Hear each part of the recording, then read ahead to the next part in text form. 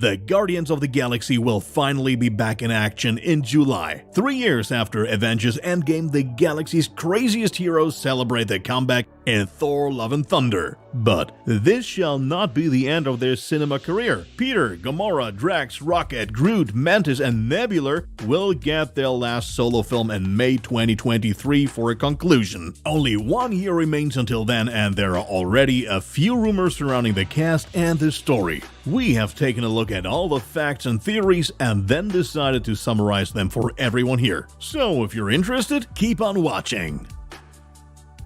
As you can probably guess, the movie will take place after Endgame. Following the victory over Thanos, Thor joins the Asgardians and seems to take over the leadership of the team. Whether the flick will play at the same time as Thor: Love and Thunder or after it has yet to be revealed, but for us, there are two realistic scenarios. In the first, the Guardians play only a minor role in the grand Thor finale and must already devote themselves to more important missions in the galaxy during the film. In the second option, the Guardians movie only begins after the Thor storyline and they fight alongside the God of Thunder until the end. Of course, it will be exciting to see where the Guardians stand story-wise towards the end of Thor 4.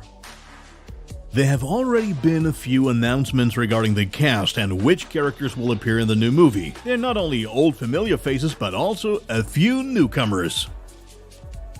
For the time being, not much will change among the Guardians. Chris Pratt will return to his role as Star-Lord, and Dave Bautista is set to play Drex for one last time. Karen Gillan, Pom Clemency, Vin Diesel and Bradley Cooper are also back as Nebular, Mantis, Groot and Rocket. It will be especially thrilling around Gamora, played by Zoe Saldana. After all, the Gamora from the main dimension died, and the one who was brought from the past neither knows the Guardians nor has she developed a relationship with Peter.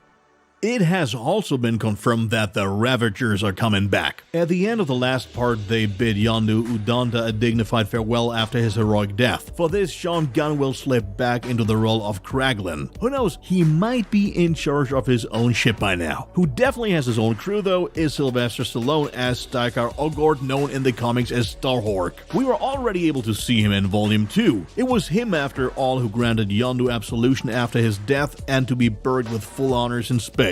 So far, it has not been confirmed whether there will be flashbacks of Yondu. In the currently confirmed cast list, at least, Michael Rooker is not to be found yet. In the post-credits scene of the last movie, the adversary of Volume 3 was also introduced. There, the High Priestess Ayesha could be seen breeding a new evolved sovereign named Adam. This Adam is none other than Adam Warlock. In the comics, he was created by a group of researchers who wanted to make the perfect being. In the film, the role of Adam will be played by Will Poulter. It is likewise confirmed that Elizabeth Debicki will once again slip into the role of the High Priestess Ayesha. Whether Thor will be back for Guardians Volume 3 has not yet been definitely clarified. However, it is likely he will appear in at least a few sequences. First, this is due to the fact that he joined the Guardians of the Galaxy at the end of Endgame, and they will also appear in his solo film Love and Thunder. Second, he's the first hero Adam Warlock meets in the comics, so why shouldn't he be in the motion picture as well? It was certainly not easy to get to the start of filming for the third part of this series. Although director James Gunn confirmed back in March 2017 that there would be a third part, the mastermind behind the Guardians first had to pack his bags after an almost 10-year-old tweet of his was made public in which he made fun of sexual assault. Since this could not be reconciled with the strict guidelines of Disney, they felt compelled to dismiss Gunn. Only after more or less the entire star ensemble of the Guardians had publicly stood up for their director did they bring Gunn back to the project in March 2019. This allowed production to restart with a considerable delay. The year 2020 was originally planned as the shooting start, but of course they didn't know beforehand that everything would turn out differently that year. Thus, Guardians of the Galaxy Volume 3 had to be added to the long list of postponements. In addition, Chris Hemsworth also expressed interest in shooting a fourth solo film around his character of Thor. This production was then promptly given more attention. Filming on the Guardians movie finally began at the end of 2021, and provided everything runs smoothly, the premiere will take place on May 5th, 2023. Unfortunately, not much is known about the plot so far. Gunn himself said in a podcast that the third and last part of the Guardians will probably be the most somber. He also implied that not everyone in the group will survive the final battle. Apart from that, there are already one or two theories about this story which we shall explore here. However, we would like to emphasize once again that these are pure theories and not confirmed facts. It is safe to say that the Guardians will look for Gamora as she disappeared after the final battle against Thanos. She will probably first need to find her own place in what is now a completely new universe for her. She could start her journey on her home planet Zenwoberi. Thanos killed half the population, but there are also many indications that Gamora is the last of her kind. From this point, one could also easily form a connection to the Ravagers. Gamora could join them in return to see more of the galaxy and, well, to pursue her extraordinary talents in killing. There she could then meet Kraglin and Starhawk. These will surely cross the Guardians' path sooner or later.